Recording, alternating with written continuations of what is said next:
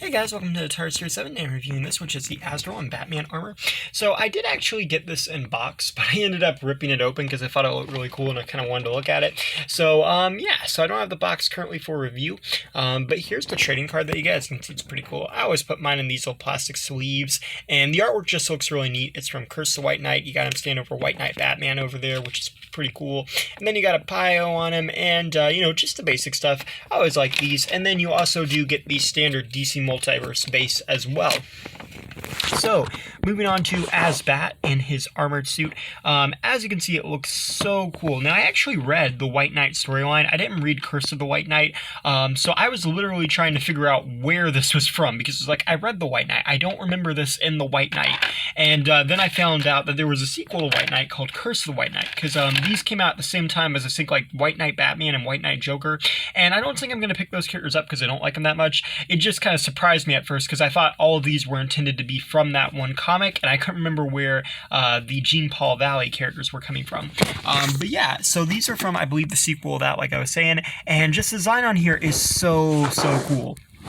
Like, this Batman figure alone is just massive looking. This is an armored bat suit, sorta, and it just looks cool. Like, look at the mouth on this thing. You got these little stripes going down it. Then you have these red eyes, which look really cool and threatening. You have these bat ears up here. Then you have this gold bat emblem, which looks so cool. And there's gold that goes all throughout it. You can see it on the shoulder pads there and on the sides of the body. And then also, too, a little bit on his forearms there. And then here as well. And then you also have some gold moving down, kind of like a utility belt that kind of cuts in the middle here, which is a little odd, but kind of cool. And then you also have some moving down. And then for the rest down here, it's mostly black, but has some really nice cuts in it. The toes are shreds on his feet.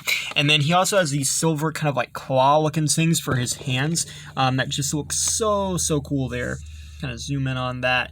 And then also his bat wings are silver as well.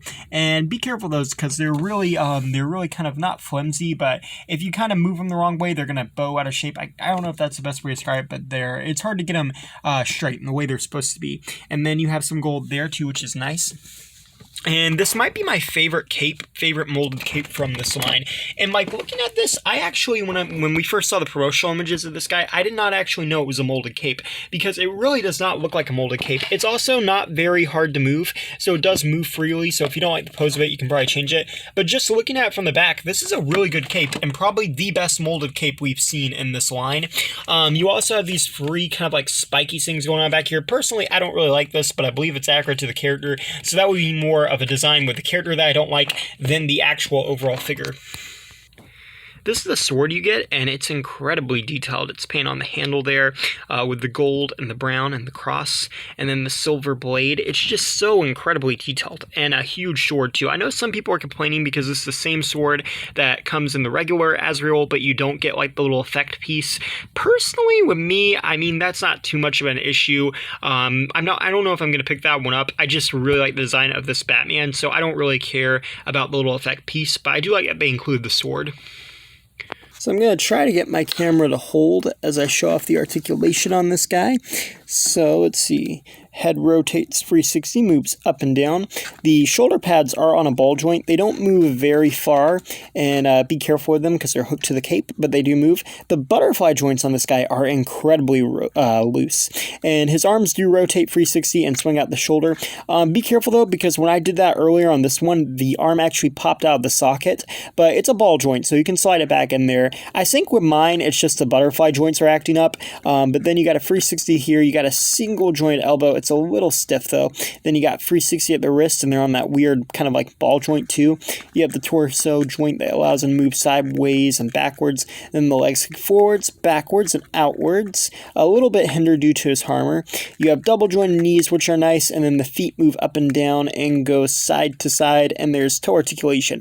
The only thing about this figure that I really truly dislike at just looking at him is the little ball pegs that connect his feet. And we've seen these on some of the Batman figures, and honestly some of the figures in this line. On other figures it's not as noticeable, some it is, but I just feel like this little ball here is just way too thin to support this figure, and I would like to see them improve upon this. Like I said, there's some figures that have this, some figures don't have it as noticeable, but I just feel that's really thin for this figure. And just to show you a height comparison, here's him beside Flashpoint Batman, and as you can see, this figure is definitely a little bit bigger. So, yeah, overall, I just think this is a really cool design for Batman. I'm not personally a fan favorite of the White Knight universe. I haven't read this story, maybe it improved, but I think the detail on this figure is really good, and I think McFarlane did a good job.